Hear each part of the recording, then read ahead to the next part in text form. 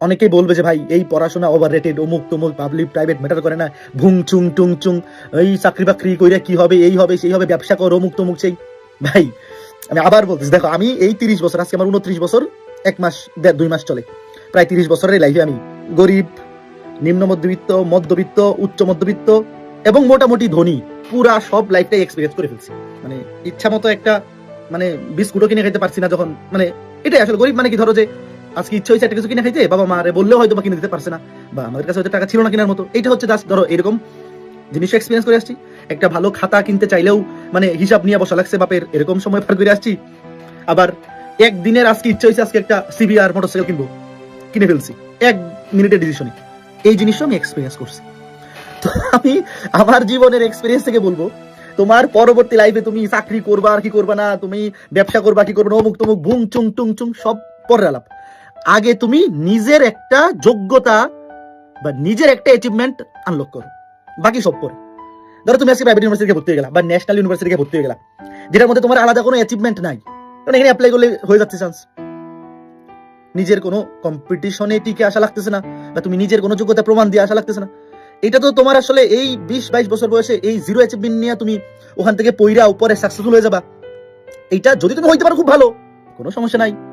But তুমি যদি পরে চাকরি করো না করো, যা করো, ব্যবসা ট্যাবসা সব যাই করো না কেন, একটা পাবলিক ইউনিভার্সিটিতে তুমি যদি চান্স পেয়ে থাকো, এই 2টা মাস যদি নিজেকে ধরে রাখতে পারো, ভাই তোমার একটা নিজের নামের সাথে একটা অ্যাচিভমেন্ট, যেটা সারা জীবন তুমি মানুষকে বলতে পারবা।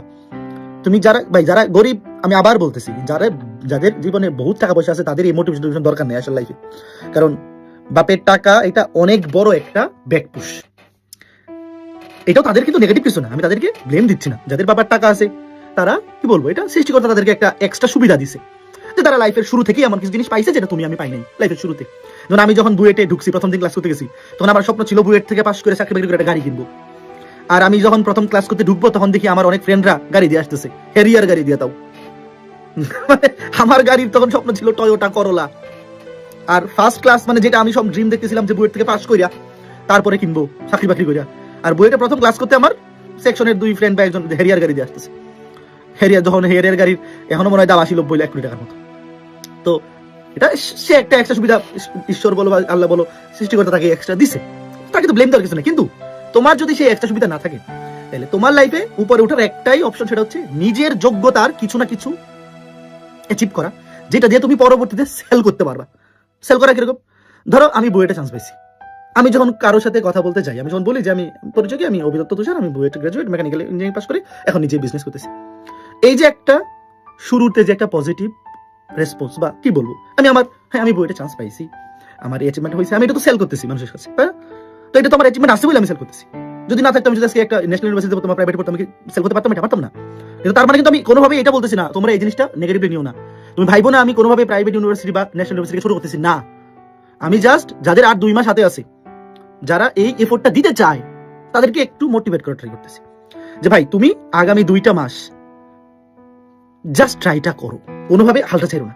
10,000 সিট অনেক সিট, যদি ট্রাই করো হয়ে যাবে, রিভিশন দিলেই হয়ে যাবে। তারপর যদি না হয়, তাহলে তুমি ন্যাশনাল ইউনিভার্সিটিতে পড়ো, ন্যাশনাল ইউনিভার্সিটিতে কোনোভাবেই প্রস্পেক্ট খারাপ না। তোমার যদি সফল হওয়ার মোটিভেশন থাকে এবং তোমার নিজের মধ্যে ওই ইফোর্টটা থাকে, তুমি যে কোনো জায়গা থেকে সফল হতে পারো। কিন্তু যে আবার বললাম, যে যাদের আসলে ফ্যামিলির সাপোর্ট ওই লেভেলে নাই, ভাই তোমার নিজের যদি একটা যোগ্যতার কিছু তুমি নিজের নামের সাথে অ্যাড করতে না পারো, তাইলে শুধু বাংলাদেশে না, যে কোনো জায়গায় তুমি যাও না কেন, বাংলাদেশের প্রেক্ষাপটেই বলি, যে আসলে এটা তোমার মানে এইটার একটা কষ্ট, এটা একটা ব্যাকল্যাশ তোমার থাকবেই।